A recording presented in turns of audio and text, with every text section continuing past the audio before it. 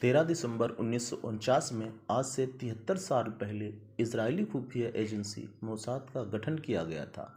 इसका मुख्यालय तेल अवीव इजराइल में स्थित है। इस एजेंसी में अनुमानित 7,000 कर्मचारी कार्यरत हैं। सरल भाषा में यह दुनिया की जासूसी करने वाली सभी बड़ी एजेंसियों में से एक है।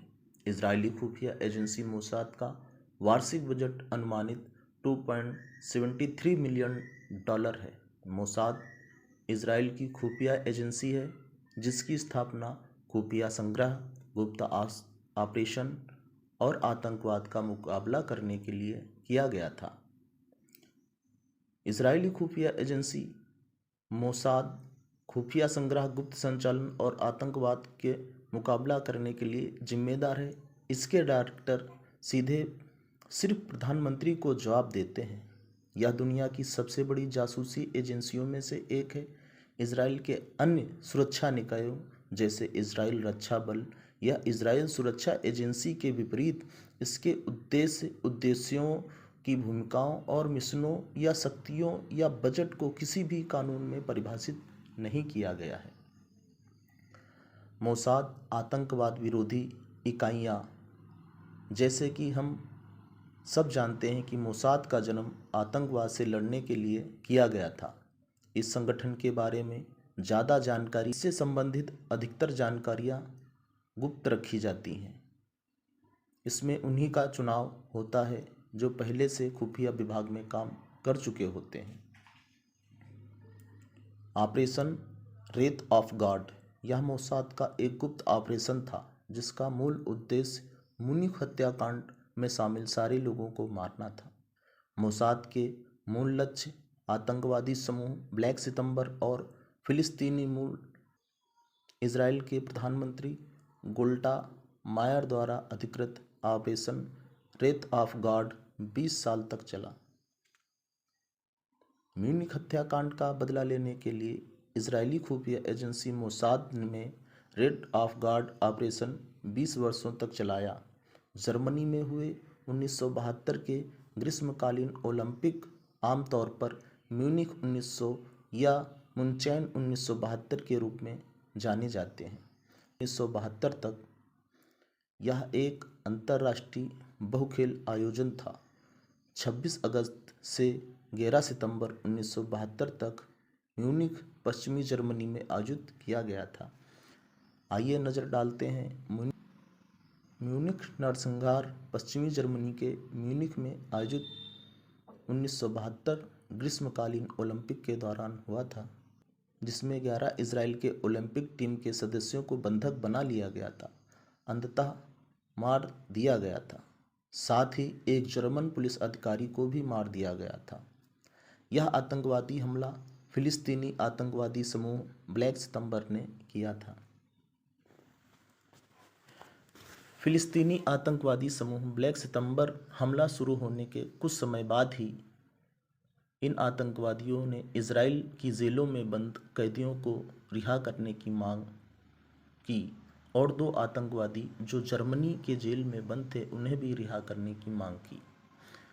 घटना पर एक नज़र डालते हैं। 1972 ग्रीष्मकालीन ओलंपिक का उद्घाटन समारोह 26 अगस्त को हुआ था।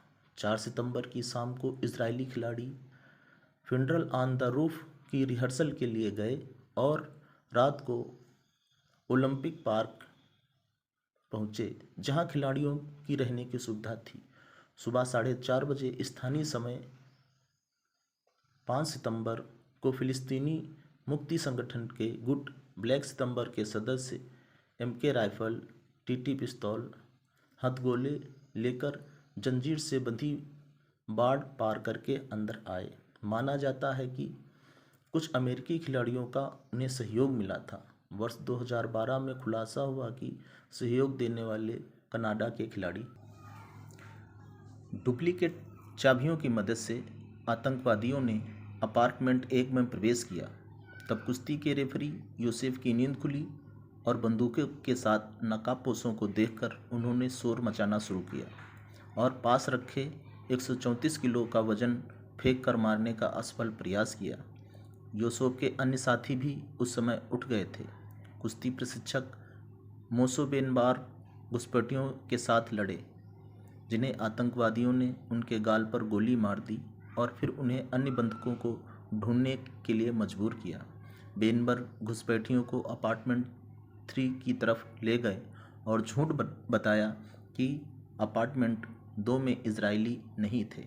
अपार्टमेंट 3 में घुसपैठियों ने 6 पहलवानों भारोत्तोलकों को बंदी बनाया। अपार्टमेंट 1 में लौटते समय बेनबर्ग ने फिर से हमला किया, जिसके कारण एक पहलवान भागकर अपनी जान बचाने में सफल हुआ।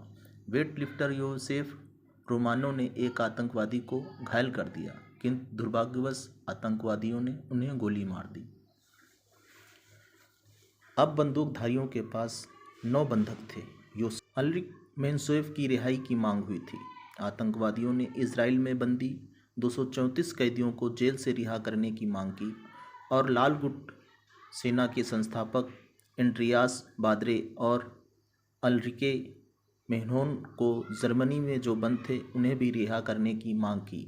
कई जर्मन अधिकारियों ने आतंकवादियों से बातचीत शुरू कर दी, जबकि इजराइल हमले की प्लानिंग कर रहा था, किंतु जर्मनी ने इजराइल को कमांडो ऑपरेशन करने की इजाज़त नहीं दी। शाम 4:30 पे म्यूनिख पुलिस पहुंची और सनशाइन का संकेत सुनने के लिए इंतजार करते रहे। उन्होंने वेंटिलेशन शाफ्ट के माध्यम से इमारत में प्रवेश किया और आतंकवादियों पर हमला करने की योजना बनाई थी। तब तक जर्मन अपार्टमेंट में कई संवाददाताओं ने इस स्थिति का प्रसारण शुरू कर दिया था, जिस कारण आतंकवादियों को इसका पता चल गया था। आतंकवादियों की मांग पर एयरबेस तक ले जाने के लिए 2 हेलीकॉप्टर लाए गए। वहां से वे हवाई जहाज में बैठकर मिस्र जाने की योजना बना रहे थे। हवाई अड्डे पर जर्मन के कई फौजियों ने हमला बोला, पर अनुभवहीन कर्मियों, खराब रोशनी, अनुचित नियोजन के कारण आतंकवादियों ने सारे बंधकों को मार डाला। 3 आतंकवादियों को छोड़कर अन्य सभी आतंकवादी मारे गए और साथ ही एक जर्मन पुलिस अधिकारी भी मारा गया। 1972 संवाददाताओं ने